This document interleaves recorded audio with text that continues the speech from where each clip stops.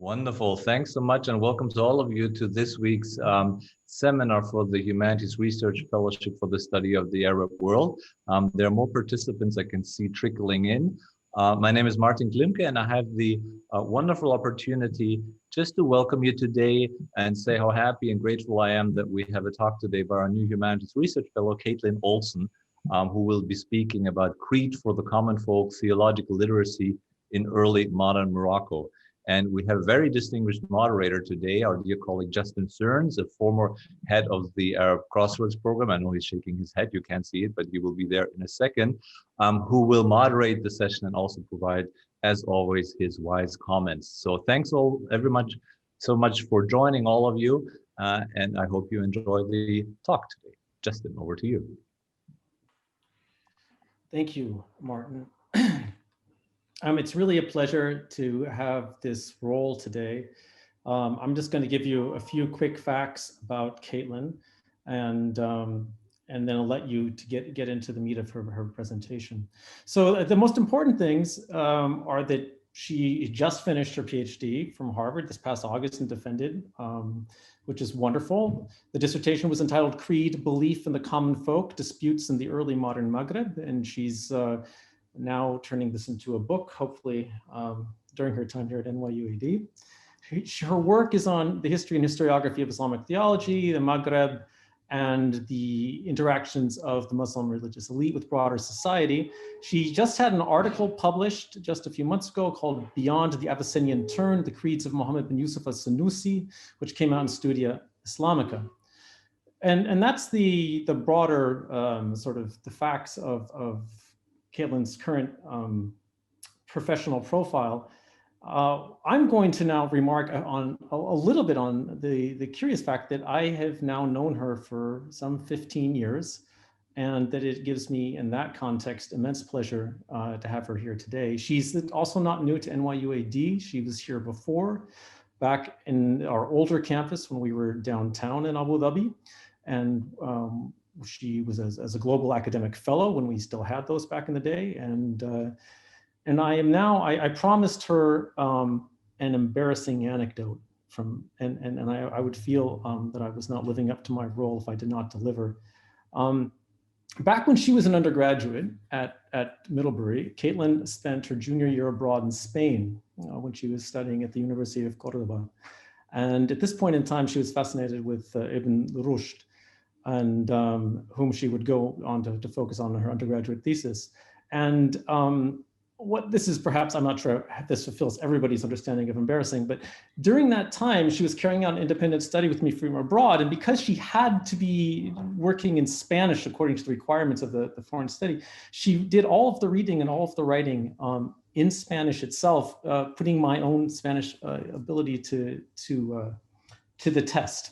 And so when she then returned and wrote her thesis on Averroes and Ghazali, she did a wonderful job. Then I knew that she was going to head off and do impressive things, but I hadn't quite anticipated that we would find ourselves here today, because one of the great pleasures of teaching, one of the rarer ones, perhaps, certainly not the only one, but a rare one, is when you have a former student to become a colleague and someone who becomes one of your own teachers in a way.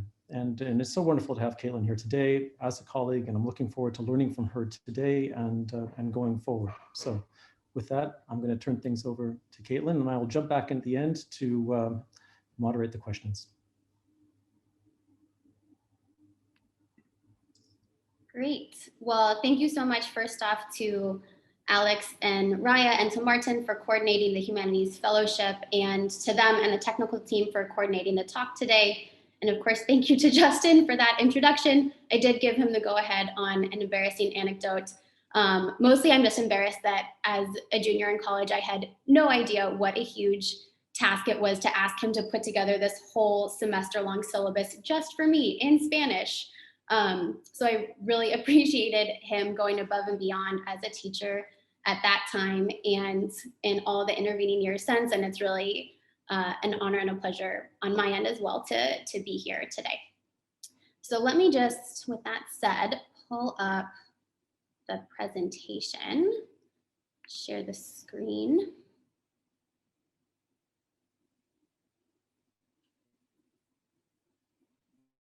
maybe. Okay, can you guys see that? All right, we'll assume that's a yes.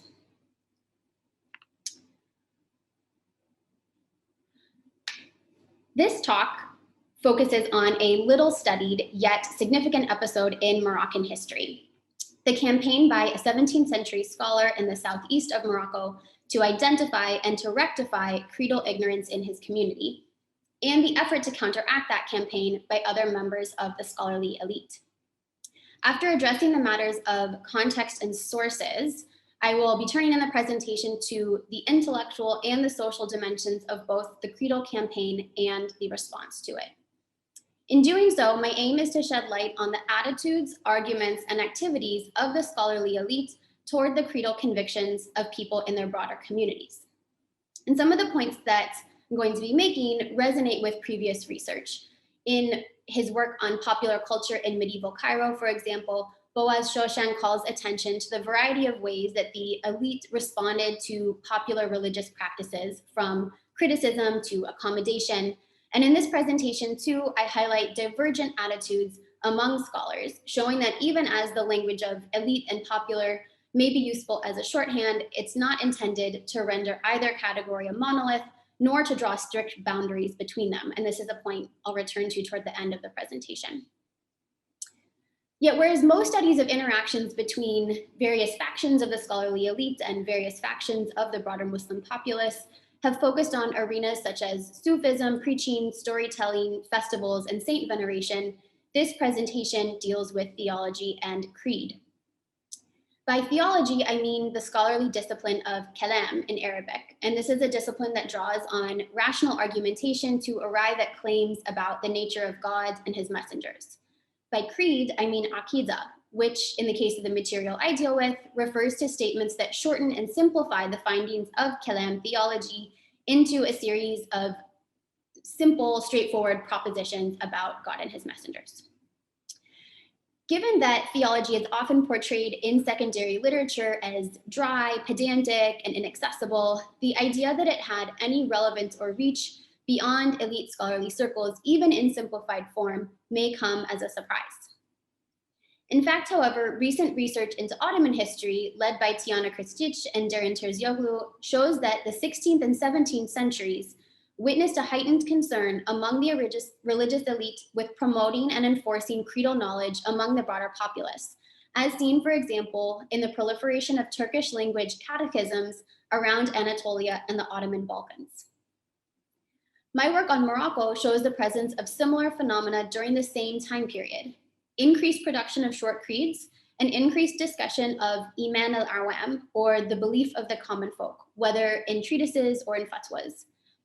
What stands out in the Moroccan case, however, is the discomfort on the part of some scholars with what they saw as excessive intervention into people's beliefs. The 17th century episode that I analyze in this presentation is one especially well-documented instance of these tensions playing out.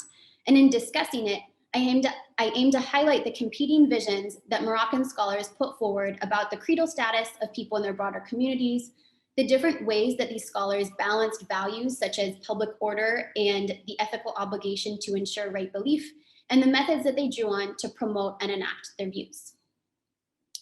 So to give a little bit more of a sense of the creedal campaign, it took place at the turn of the 1660s into the early 1670s in the oasis city of Sijil Massa at the instigation of a young man named Muhammad ibn Omar ibn Abi Mahalli.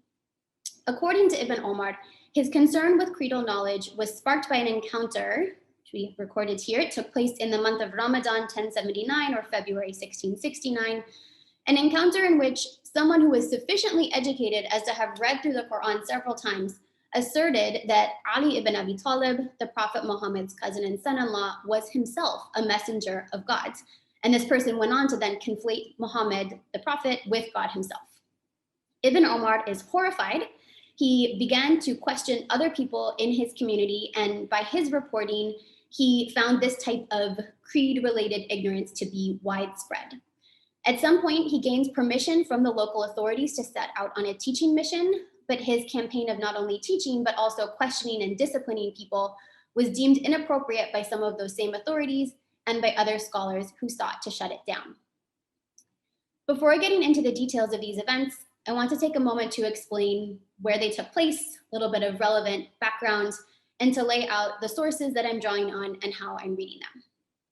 So as I mentioned, the events took place in the city of Sijil Massa. The city is actually no longer around. It's today in ruins, and it neighbors present-day Risani, which I've circled on the map here down in the southeast part of Morocco. And especially by today's expectations, this area looks like it's on the geographic and political fringes of what today we know as Morocco. But this is actually not really the case when we take the 17th century context into account. So Sijil Massa was an oasis city. It was a really important stop on trade routes between the Sahel and the Atlantic and the Mediterranean. And to give just one example of the prominence of the city, it was from there that the Alawite dynasty, which still rules over Morocco today, first had its political beginnings. And another piece of context to take into account is the prominence of rural Sufi lodges or zawiyas during the 16th and 17th century in Morocco. And these, I've marked the more prominence one with triangles on the map here. And these zawiyas were not only centers of spiritual power, but also political and often military power. And they were very much centers of scholarship, places that people would go for prominent teaching positions and would go to study. So Zawiya students would have been fully integrated into the regional scholarly scene, trained in its main texts, familiar with its main authors, and the main ideas. And one such student was Ibn Omar. He came from a prominent family of judges in Sijil Massa, and he undertook some of his education there, but he also studied at the Nasiriya Sufi Lodge in Temgrut, which is the one to the southwest of Sijil Massa. And this training brought him into contact with discussions over the belief of the common folk, which, as I mentioned, were widespread in his moment. Although those discussions did not immediately attract Ibn Omar's strong attention, judging by his early writings, they perhaps primed him to pay attention to the issue and then provided an intellectual framework for later understanding and articulating his efforts to rectify creedal ignorance in his community. The information about these efforts and the reaction to them come from a number of sources. First, there are many writings by Ibn Omar himself, all of which remain in manuscript. And so far as I know, my work is the first substantive engagement with them. Most of these texts are what might be characterized as creedal exhortation, in which Ibn Omar expounds on the importance of right belief. He describes what people need to know, and he urges people to take up learning this material, and if they're qualified, to take up teaching it. Then there are writings by Ibn Omar's critics, most but not all of which have been published. These are fatwas, descriptions of the events, and full-length treatises that seek to dismantle Ibn Omar's arguments and to undermine his activities. In reading these texts, I'm interested in the ways that the authors assert their authority to interpret the religious condition of people in their broader communities and to determine what course of action is best for them. As I will show, one particular point of contention was the validity of alleged eyewitness experiences of creedal ignorance. And the texts also offer precious glimpses into the actions taken by these authors and their allies in order to give further social force to their arguments. So with that in mind, I'm going to turn now to Ibn Omar's arguments for his creedal campaign. Why did he think his actions were so necessary? The first argument is essentially that belief and correct knowledge of God are of the utmost importance. And thus we find the following passage in one of Ibn Omar's writings. He writes, "All prophets and all scholars of Islam agree that anyone whose heart contains a creedal conviction that comprises unbelief by consensus, which is just to say very obvious wrong points of creed, is an unbeliever who will spend eternity in hellfire and who will find benefit in neither intercession, nor fasting, nor pilgrimage, nor in memorizing 1,000 books. For the responsibility to purify the heart from corrupt creedal convictions is no necessarily from religion." Now, saying that all scholars agree on this is something of an exaggeration, but Ibn Omar does have ample precedent for putting this kind of weighty emphasis on right belief.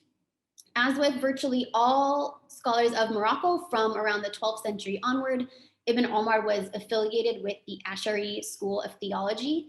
according to which iman, or belief, entails assent to a particular set of creedal propositions. And this assent, this belief for Ash'aris, is crucial for people's status in the afterlife, more so than whether they pray, fast Ramadan, and so on. And indeed, those ritual acts without belief are invalid, according to Ash'ari thought. Ibn Omar thus has no problem citing many past scholars in support of this stance on the importance of belief. Where Ibn Omar and where other like-minded scholars of especially 16th and 17th century Morocco stand out as somewhat different from some of their predecessors is in the vehemence with which they discuss this topic and in their concern with taking actual steps to promote right belief. And they explain the need for such steps in part by asserting that creedal ignorance is widespread within their communities. So we find the following passage from Ibn Omar. He states that, "So we examined people, questioning innumerable groups about God and the messenger, the Prophet Muhammad, and they did not know the meaning of them. Some groups said that the messenger is God's son or relative, or the two are equals. Others said that they are brothers, but the messenger died and God remained as his vice-regent. Some say that humans are the children of God, and some say that the stars are his children. Some say that God created himself when he created the world. Some say that he has a wife and progeny. Some say, I don't know whether God is buried in the sky or in the earth, and so on, among other twisted misrepresentations that do not even issue from known unbelievers, to say nothing of the Mu'tazila and their like." So to say nothing of this problematic theological group and others like them. So just to simplify a little bit here, Ibn Omar's argument basically goes as follows. Creedal knowledge and right belief is really important. People in our time and our community do not have that knowledge. They don't seem to have sound belief. And therefore, it's our duty as scholars who do have this knowledge to help other people attain it. To be clear, Ibn Omar is not arguing that all members of society need to understand creedal claims to the same degree of sophistication. Similar to many fellow scholars, he considers humans to exist as social and even ontological facts in a hierarchy, where some people are capable of more sophisticated thought than others. Ibn Omar's goal is not to challenge that hierarchy, but rather to be sure that people on its bottommost rung are gaining the minimum knowledge necessary to count as believers, that they understand the basic attributes that characterize God and the basic attributes that characterize his messengers. But how to actually get people to that minimum level, how to actually go about promoting right belief. And here I think it'd be helpful to remind ourselves of some particular challenges to what would effectively comprise mass education in a pre-modern setting. And James Grahan has called attention to some of these challenges in his book about the widespread persistence of what he calls agrarian religion in the 17th to 19th century Levant. And a couple of the things that he mentions are, one, the lack of personnel, so that there just simply aren't enough well-trained religious authorities to provide guidance and an education to the broader populace. A lack of infrastructure, so whether that's transportation or the ability to build enough mosques and schools for the populace. And then both of those, I think, come into especially stark relief when we remember that the vast majority of people during these centuries lived in the rural countryside. So it's just, we can imagine how hard it would be to have enough people going out, building mosques, staffing schools in all the little villages where people live.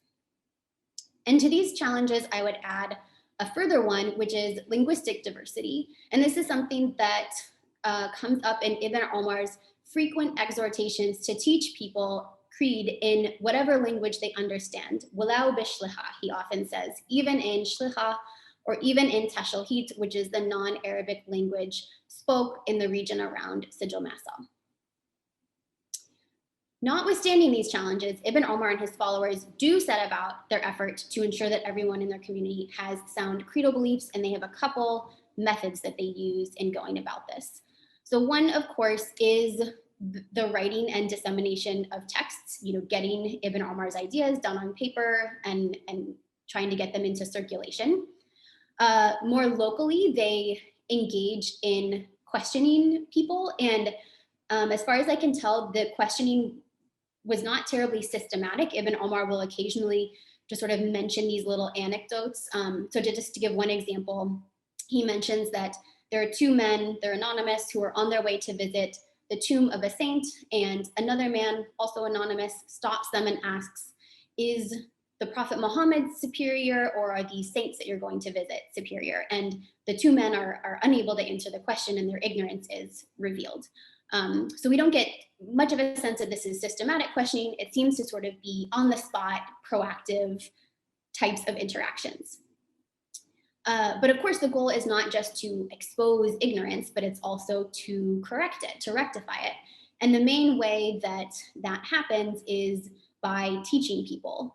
And Ibn Omar, again, he doesn't give a systematic description of this, but it seems that his teaching took place both one-on-one. So he sort of alludes at one point to giving lessons to someone who seems to be a young woman. We can imagine that was fairly controversial.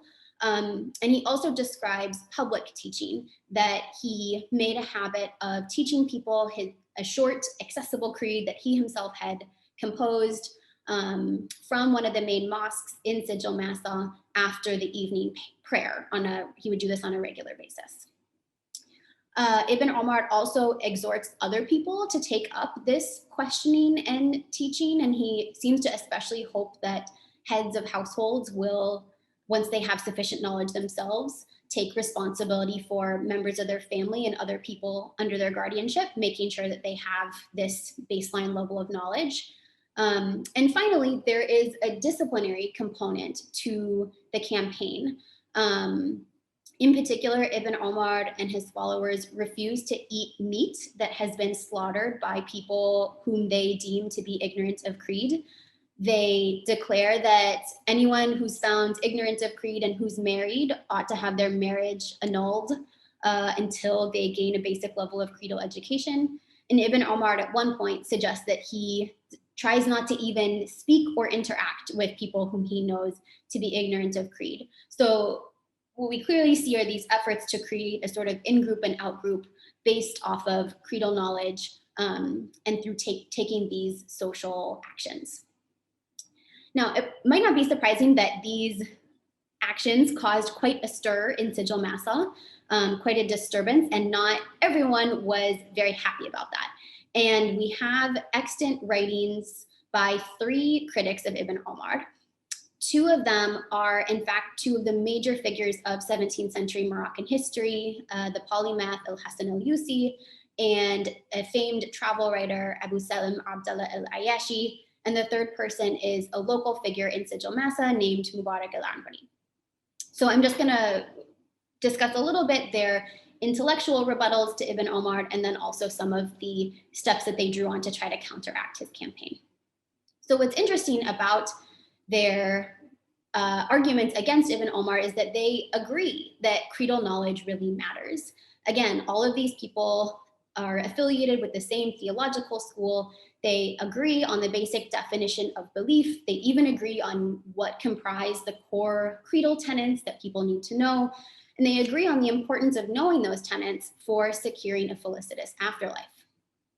However, where they vehemently disagree is with Ibn Omar's assessment that most people in their time are ignorant, and therefore that there's this need for this justification for drastic intervention.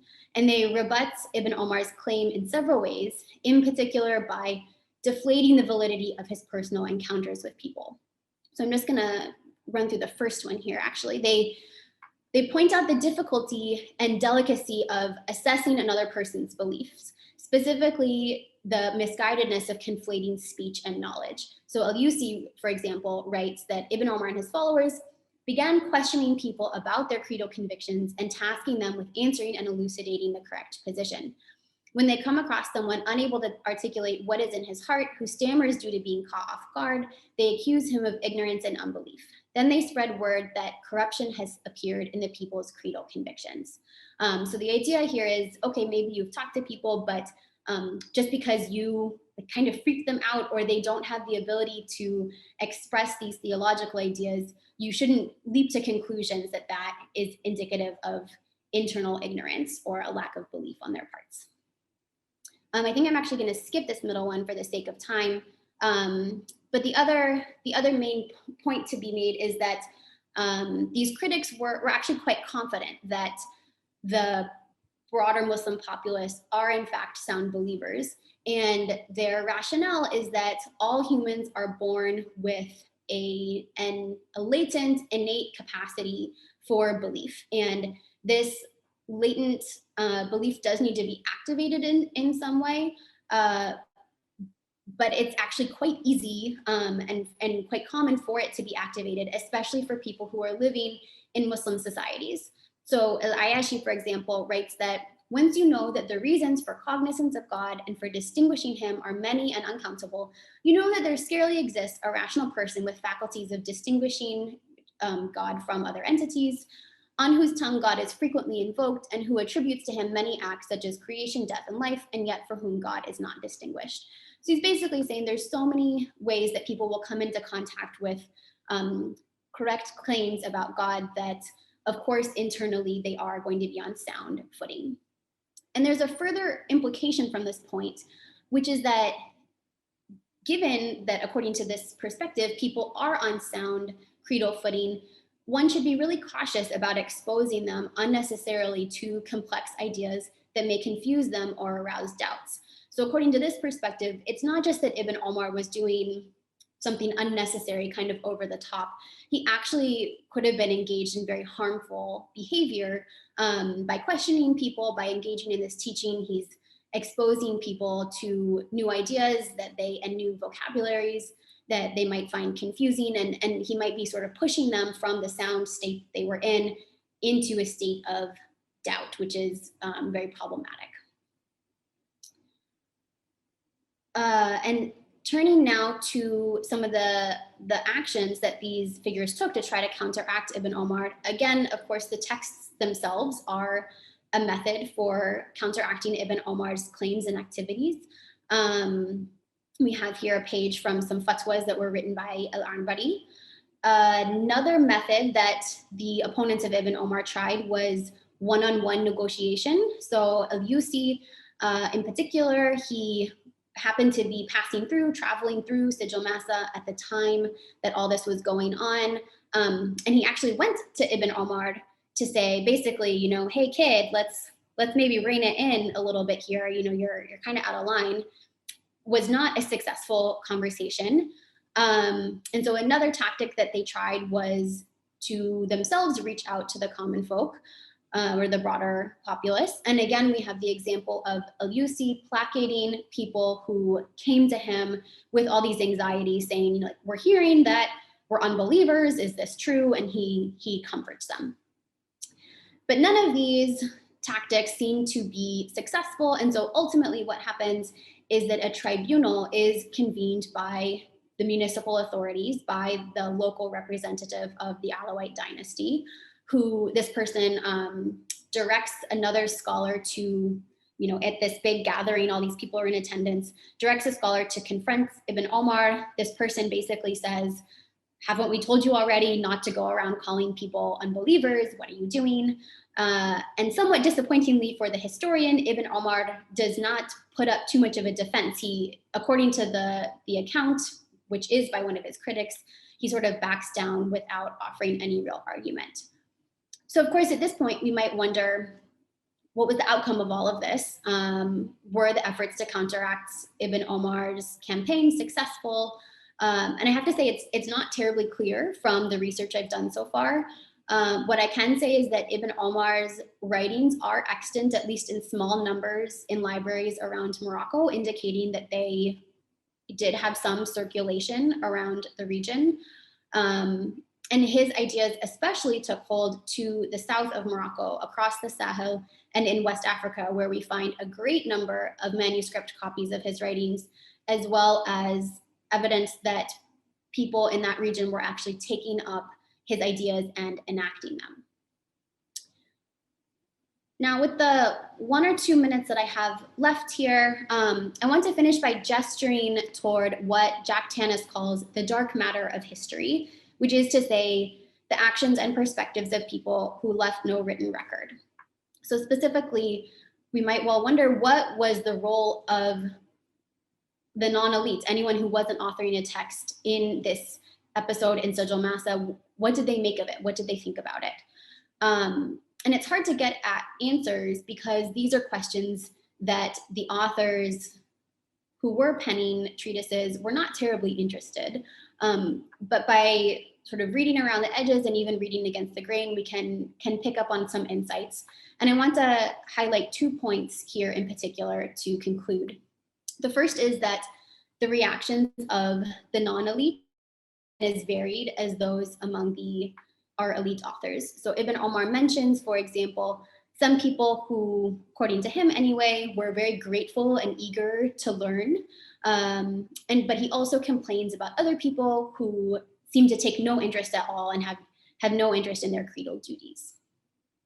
And the second point that I want to make is that there is reason to think that discussions of theology were not simply between this elite of the elite, the people who are writing these texts on the one hand and everyone else on the other, but rather that, to borrow another term from Tanis, that there was a layering of theological literacy and interactions. And indeed, Ibn Omar seems to have promoted such interactions in urging people to teach their families and members of their households. As another indication of this, one of Ibn Omar's short anecdotes focuses on someone who had studied a well-known short creed of their time, and he had even taught it to others. And Ibn Omar's point in relaying this anecdote is to say, well, even this person was ignorant. But what's interesting to me is the oblique confirmation that someone who was not a scholar, who had simply had the opportunity to study a short creed, was out there in his community engaging in teaching and discussions about creed. So with that, I'm going to leave it. And thank you all so much for being here. And I'm looking forward to your questions and thoughts. Okay, well, thank you so much.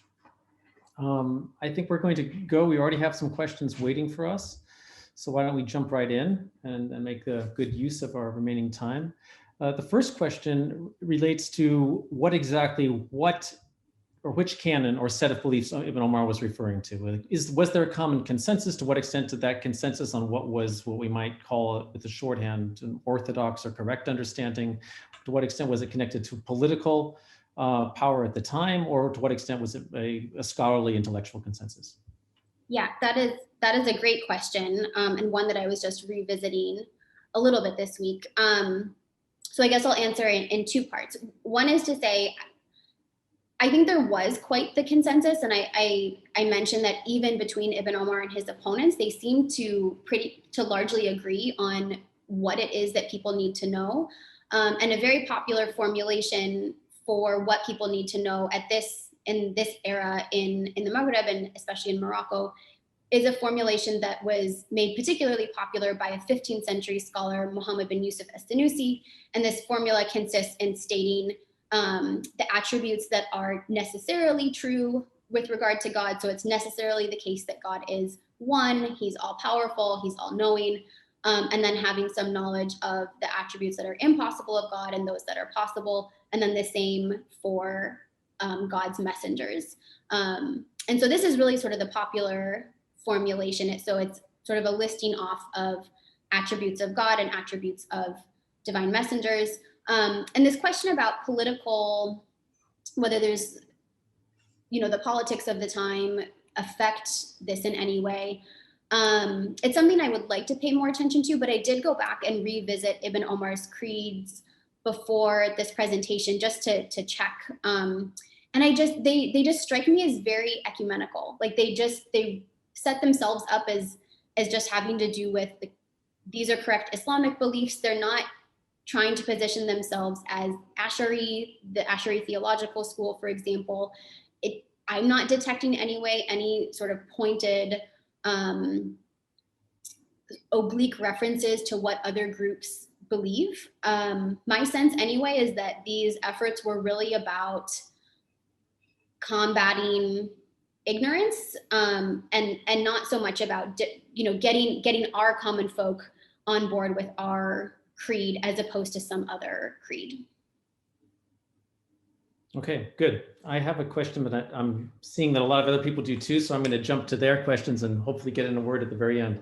So I see that Professor Pettigrew is asking about to what extent Ibn Omar may be hearkening back to the Almoravids or the Almohads and their own efforts to kind of popularize or bring education to the masses?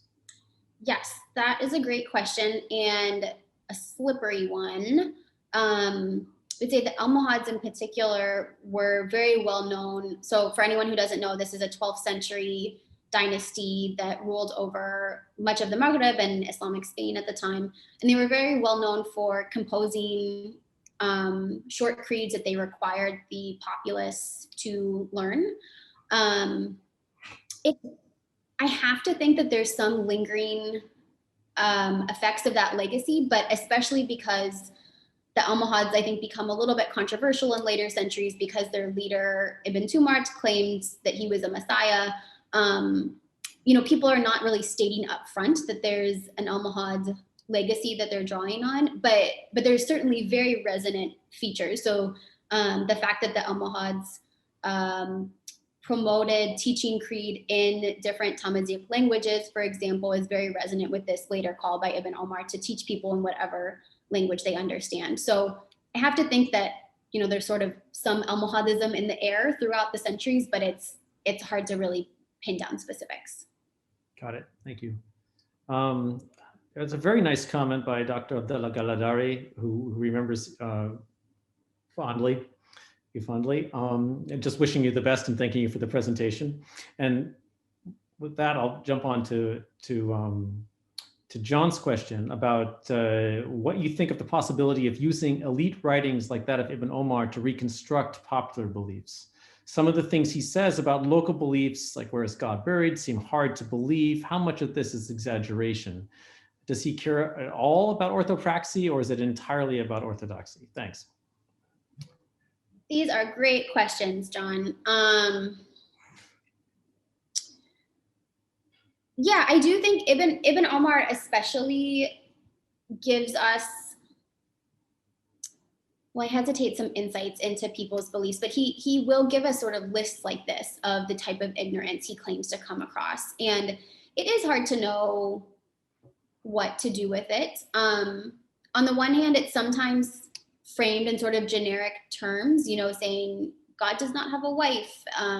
And, you're thinking like, are people really claiming that God has a wife, or is that sort of a generic shorthand for other sorts of beliefs he's coming across?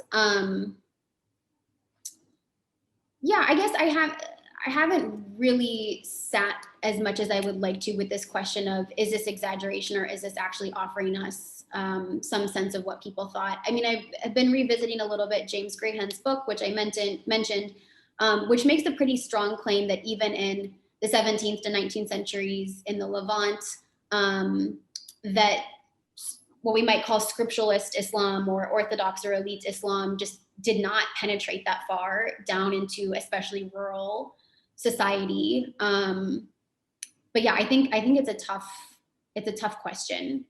So I'm going to kind of put a pin in that, and maybe we can discuss later. And then to circle over to the other question about orthodoxy, orthopraxy. Yeah, Ibn Omar is interesting, and a lot of these scholars that I read are interesting because they do seem quite focused on creedal knowledge. And Ibn Omar in particular has an interesting career trajectory, because if you read his earlier writings, he seems, early on very drawn to moral exhortation, and he has some texts that cover various kinds of practice, urging people toward various practices and away from others and toward moral cultivation.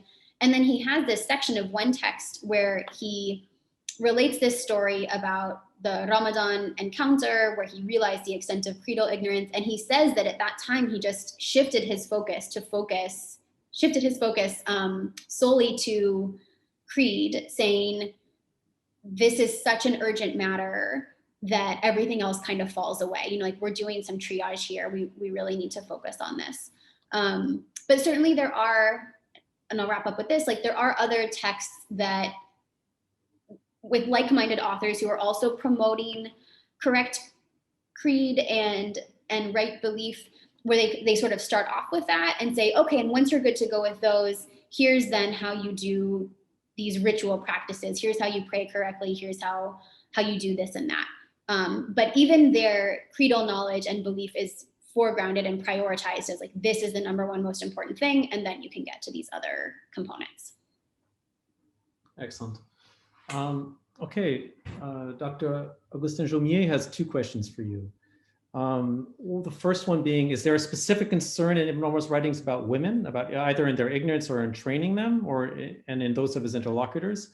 And second, can you talk a little bit more about the dissemination? Like, what are the scholarly networks? How far is it getting in North and West Africa? Yeah, those are both great questions. Women do come up specifically.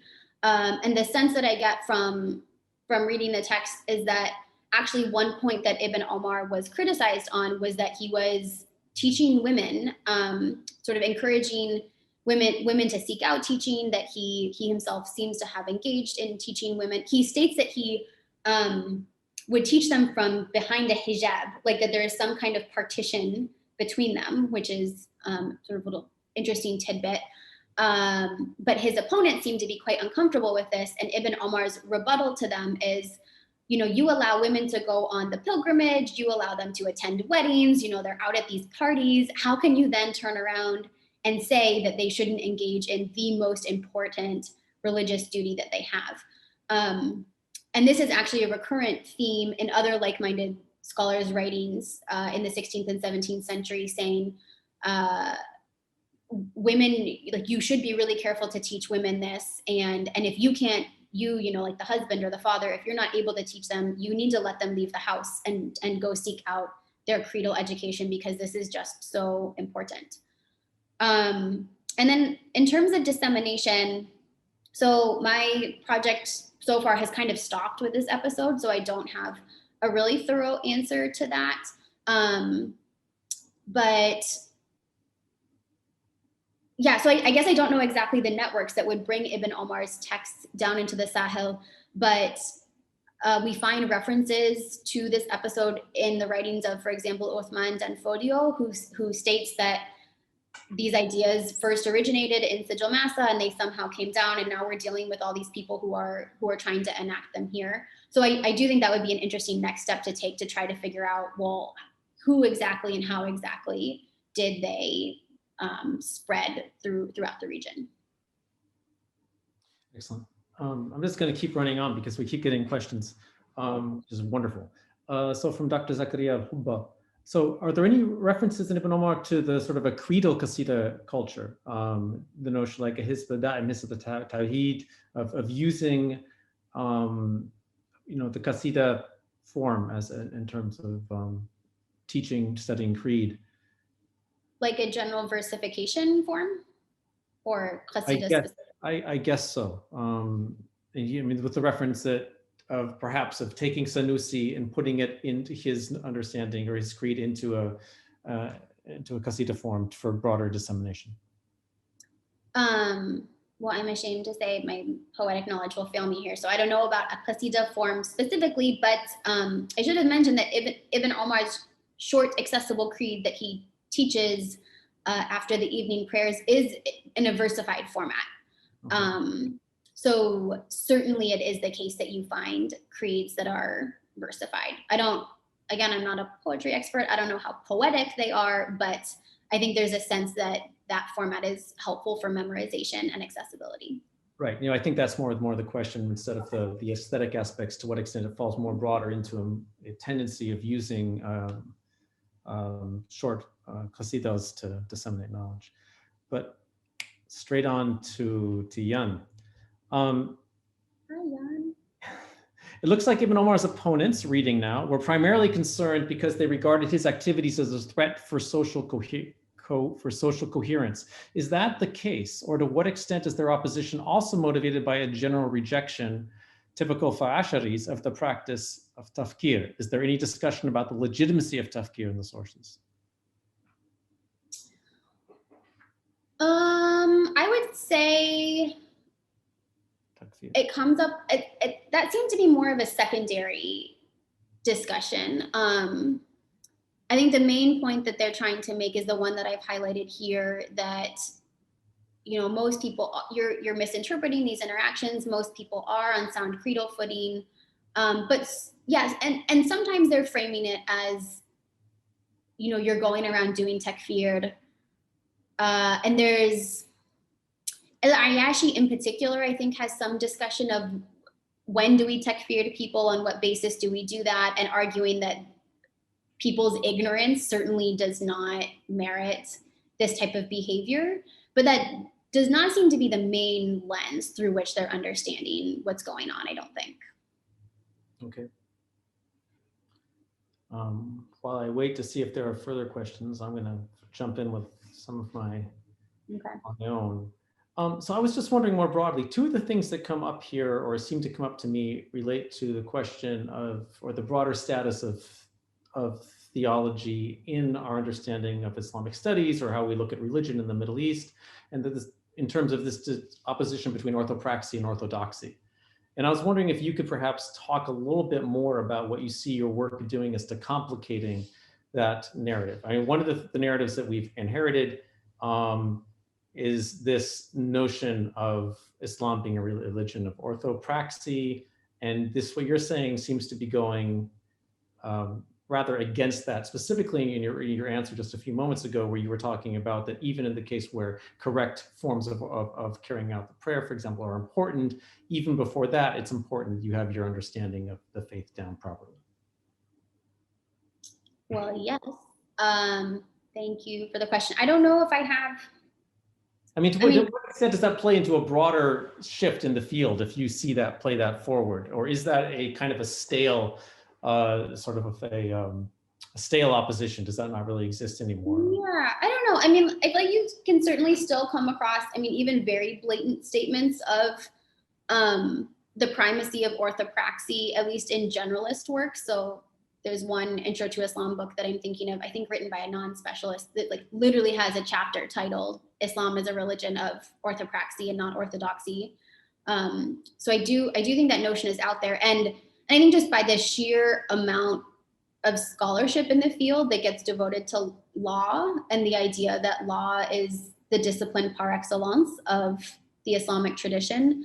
And I think in particular, I guess I would say one contribution that I hope my work is making is to say that, theology was not only an elite enterprise. I think even the scholarship that we do have on theology, I think quite validly pays a lot of attention to the intellectual dimensions of it. And I try in my work also to show that the question of the belief of the common folk was an intellectual question. But I think I'm trying to also show that theology had this broader relevance for the community. It's not only law that is seen as having sort of a governing, as seen as like having some kind of governance over what makes for good Muslims, but that theology has something, extremely important to offer in that regard as well. I guess if that makes sense. And that maybe complicates, I'm struck here, Dr. Abdullah noted in his comment that he first met you in the class at Harvard with the late Shahab Ahmed. And if I think to Shahab's the work on which in many ways complicated the notion of Islam being a religion of law by bringing in Sufism in a big way, in your work, and then would take us to another pole entirely and say, hey, look at how much theology, or how productive theology is as a lens through which to look at how people experience their identity as Muslims, right? Right. Okay. We have another question. This one's from Shahrul Sheikh. What do you know about what kind of relationship, and this actually dovetails nicely with Sufism, with the relationship of Ibn Omar and his followers had? To what extent do we understand it as being similar to a traditional peer-murid relationship that was common among Sufi tariqas in the medieval Muslim world? That's a great question, and I wish the text gave more information about that. Ibn Omar usually just refers to ashab, like companions. My sense also, at least based on one text by one of his critics, Ibn Omar seems to have been a young man. I don't think he was a mature figure. So I guess when I say followers, it's so hard to tell, because each of the authors is really invested in presenting what happened in a particular light. So, when you read his critics, you get the sense that was like Ibn Omar and a bunch of rabble rousers who were like, oh great, like let's go and sort of stir up some disturbances.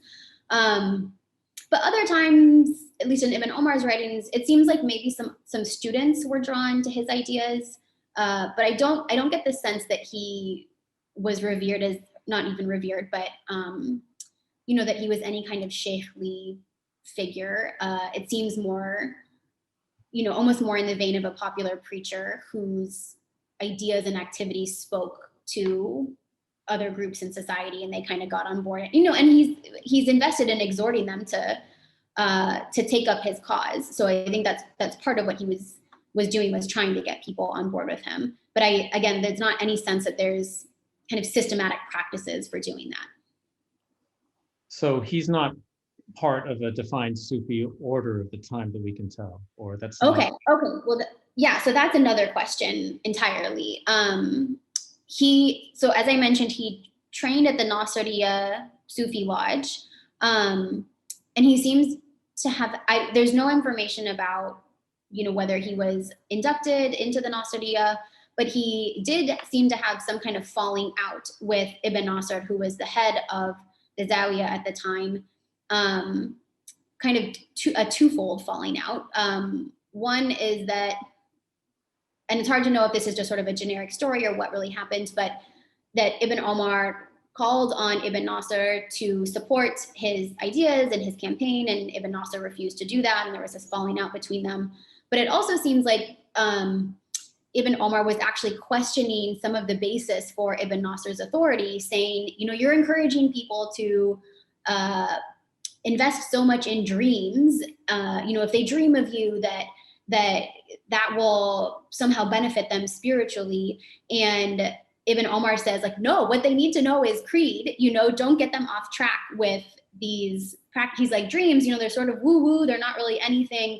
People need to learn this creedal material. And on that basis, and I think that's also part of where some of this criticism comes from, is that Ibn Omar was not only causing a disturbance among the broader populace, but he was really taking on, I think, some key authority figures of his moment.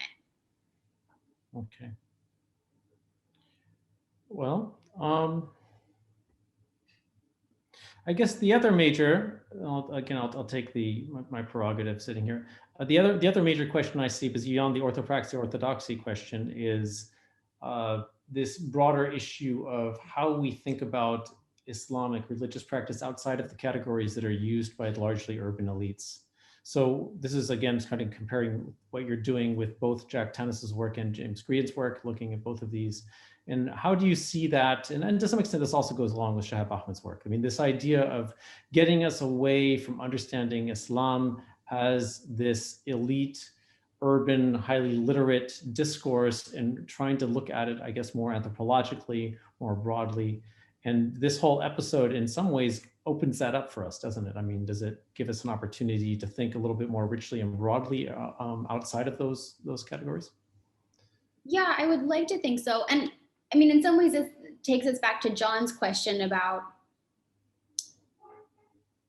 I think it just requires careful reading of these sources, because, right, is what kind of, I think we wouldn't assume that Ibn Omar is not setting out to be an anthropologist of his community and reporting on their beliefs. And so to what degree, like what can we gain from the texts?